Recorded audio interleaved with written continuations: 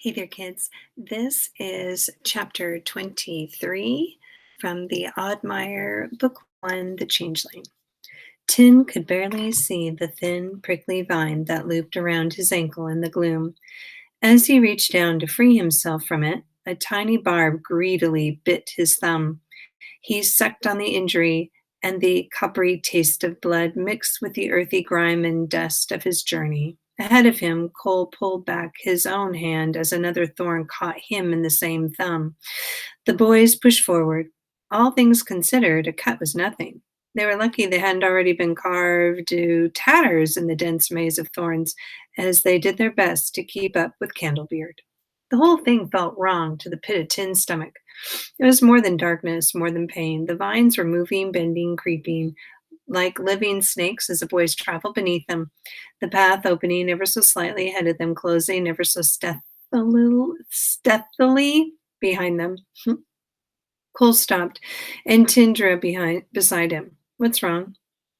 "I can't find the path," said Cole. He was straining his eyes, feeling his way around, but in every direction he could find only more brambles.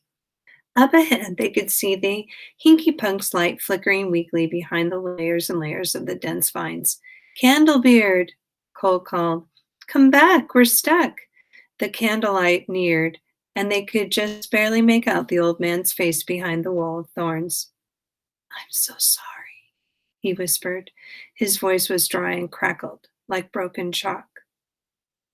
"You talk?" Tin said. "Don't do this," said Cole, tugging fruitlessly at the vines. "You came back for us. Please don't do this." "Don't do what? What's he doing?" Tin asked. He looked from Cole to Candlebeard. "How do we get out, Candlebeard?" "I'm so sorry. I'm so sorry. I'm so sorry." Candlebeard was crying now, shaking his head. "Candlebeard, you get us out of here right now," Cole yelled. But the vines were already slithering into a dense mesh, squeezing tighter and tighter together until every inch of the Hinky Punk's miserable face had been hidden from view. "Arg!" Cole yelled, tearing at the vicious things. He succeeded in only carving a deep gash in his palm. Tin just stood frozen. He left us. "He lied to us," Cole yelled through the inscrutable wall. "He's a dirty, rotten monster, and he lied to us all along." Ever so slowly, like the last trickle of maple syrup slowly running off the spoon, the faltering beams of sunlight faded away completely, and the world went black. Fable screamed again. Wicked black barbs had wrapped themselves around both ankles now, and the harder the girl kicked and thrashed, the more fiercely they bit into her legs, and she fell backward onto the cold ground with both hands. She tried to pull herself away from the plant, but the vines pulled back. She hadn't seen them at first. So heavy were the shadows of the deep dark. She had only been paying attention to the scent, paraffin, sharp, and faintly sweet, the unmistakable trail of the Hinky Punk's candle. It had been so fresh and close she could imagine Candlebeard waiting just over the hill, and Cole and Tin. She had allowed her eager hope to cloud her caution. By the time she had realized her mistake, she was already up to her knees in the awful vines. The bramble had waited for her to try to turn back before it closed in and snared her with its biting thorns. The forest behind her rustled, and she heard her mother's roar.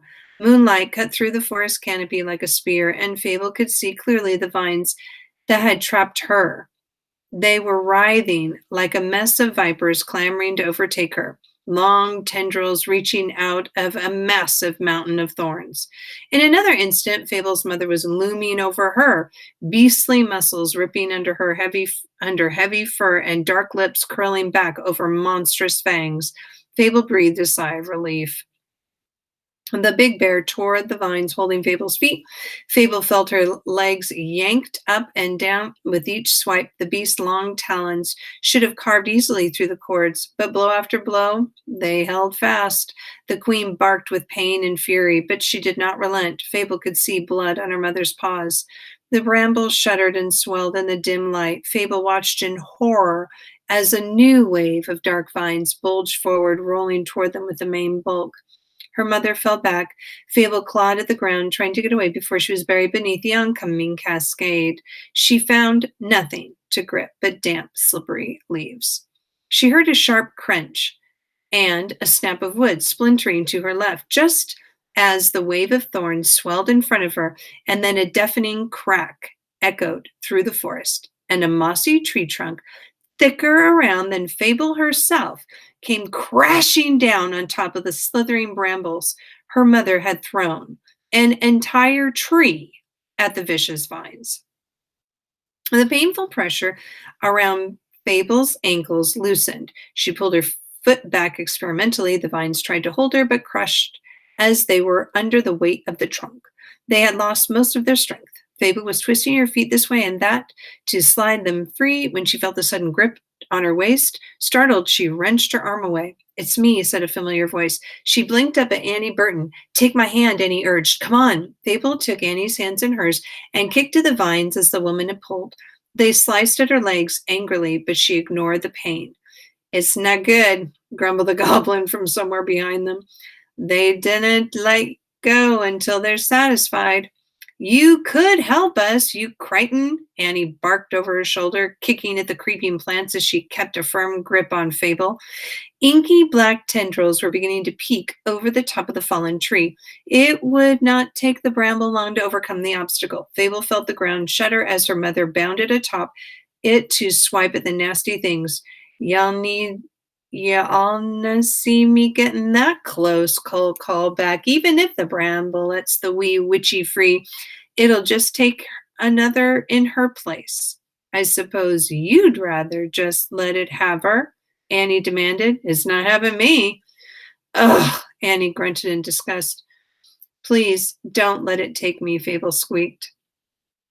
"I'm not letting you go, sweetheart," Annie promised, redoubling her efforts. Fable's legs felt like they were on fire, but with a final effort, she wrenched one foot free and then the other, and together she and Annie tumbled backward into the bracken.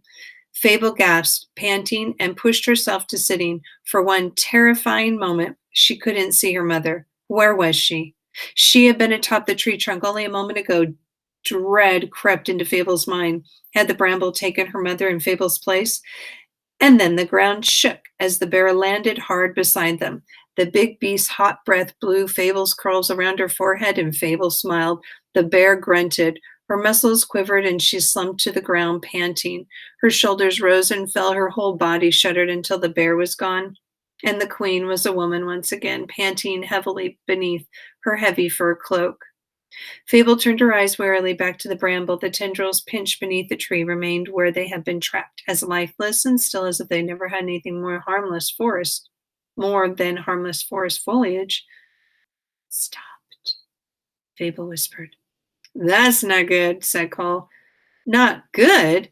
Annie huffed. "We're exceedingly lucky that we all came out alive, no thanks to you." "Aye, 'tis luck, but not the good kind. This is bad, very bad. The wee witchy didn't satisfy the bramble." "What? And you wanted her to? You are a horrible, vile—" "No," the queen cut her off, her voice strained. A line of deep crimson had cut down her cheek, and she drew her breath through clenched teeth. "The thief is right. Look." The swell of vines that had been crawling over the fallen tree had retreated, ebbing back into the melt of the dark mass of the shadowy center of the forest. The bramble fell dormant and docile. "It's quiet, and we're all still here," the queen said. "That's not how the bramble works. If Fable did not satisfy it, then something else did." "You see, woman, that's what I've been trying to—" "You repugnant man, stop talking." The queen's eyes met Annie's. Annie felt her heart lurch. The queen did not need to say it aloud. Annie knew what she was thinking. "We don't know that it was my boys," she said. Her voice cracked, and she cleared her throat. The queen let her eyes drop, and for some reason that made it worse. Annie shook her head. "We don't know that," she repeated with forced conviction. "Come here, Fable. Let me put something on those cuts." "Wait," said the queen, wincing as she pushed herself up. Without further explanation, she staggered off into the trees. "Where are you going?" Annie said. "Wait," came the witch's voice. Cole shrugged. Annie was not about to sit idle until the insufferable woman reappeared. She tore long strips of the hem from her skirt, doing her best to keep her hands from shaking as she fashioned crude bandages for the girl's bloody ankles. There was little she could do to clean or treat them here in the middle of the forest, but she could cover them at least. She was ready to begin wrapping when the queen returned and dropped a sticky golden lump into her lap and then slid down against the base of the tree. Ugh, what on earth? Honeycomb for the pain and to help her heal more quickly. Oh, Annie's grandmother had sworn by honey for cuts. Right. Okay. She ran her hand along the comb to scoop out as much honey as she could. Gingerly, she daubed it on the worst of Fable's injuries. Fable bit her lip and winced, but she did not allow herself to cry. Annie Burton, said the queen. Annie glanced up. The queen was breathing heavily, but a little color seemed to be coming back to her cheeks as she rested. Thank you. Annie nodded. She finished with the last of the honey and then did her best to clean her hands off in her skirt before applying the bandages. I suppose there's still hope, Cole mused aloud. Maybe that wicked weed only got your manling and my changeling too. Annie looked up from her work long enough to stare daggers at the goblin. Oh, you didn't give me that look, woman. Isn't like I want any of the wee ones dead. More at stake is all. If you want to look at someone all angry, like, look at her. He jabbed a thumb toward the queen. Wouldn't be a problem if in our witchy here hadn't a planted the devil itself for her garden hedge. That bramble is not my doing, the witch growled. It is not of these woods. It is a natural, invasive thing. If I had recognized the pernicious plant when it was small, I would have plucked it out by its roots and burned it long ago. I have failed in my charge, allowed it to grow for far too long. It creeps farther when it is hungry and grows stronger when it is fed. I cannot control it. And the thief is right. When it has a victim in its grasp, it is relentless until satisfied. If the bramble needs a sacrifice in place of my children, I'm more than happy to let you toss this miscreant in. Annie glared at Cole. Oi, that's not very fair now, is it? Fair? The baby stealing, child sacrificing goblin really wants to talk about what's fair? Annie tied last bandage. Fable stretched her legs and wiggled her feet experimentally. Goblins is fair, Cole said hotly. Goblins is always fair. Goblins has rules. I suppose your rules abide abducting innocent children from their beds in the middle of the night? Oh, it's not goblins' fault. It's the fairies who wants the wee babies, not goblins. Goblins is just better at sneaking. The fairies is guilty parties. Goblins make sure of it. We put it in the contract. Fairies buy the babies and all the responsibility from us for reasonable price. The queen took to her feet in one fluid moment. She rose until she was towering in front of Cole, the ends of her tattered cloak swaying from her feet. Cole looked up, the queen looked down. The goblin's throat suddenly felt dry. How much? The witch said coldly. How much?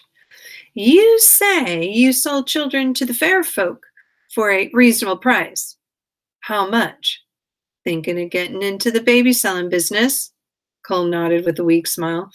From the stories I hear, you'd be a fair hand at it, hag. Depends entirely on the buyer, of course, and the baby, and how much, the witch said slowly, did you get for me? For several very uncomfortable moments, Cole opened and closed his mouth without achieving actual speech. The queen's eyes narrowed. She did not look away. Fable looked from her mother to the goblin and back again. Her mother had never spoken about any of this to Fable. You were the girl, said Annie at last. You weren't the witch from the stories at all. You were the little girl, the one with dimples and thick brown curls. You were the last child the goblin stole away, weren't you? The queen stared at Annie for a long time, her brow low and her eyes as black as the forest around her. Without answering, she turned to Fable. The girl's expression was wide-eyed and wondering. Can you walk? The queen asked flatly. Fable stood cautiously, testing out her legs. The bandages Annie had wrapped around them were snug, but not too tight. They did not completely erase the pain, but they shielded her injuries from the bite of the cold air, and she nodded.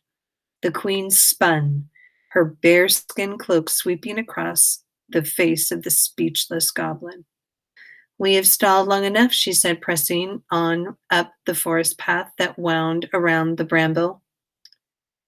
That was so long ago, Annie said. What happened to you?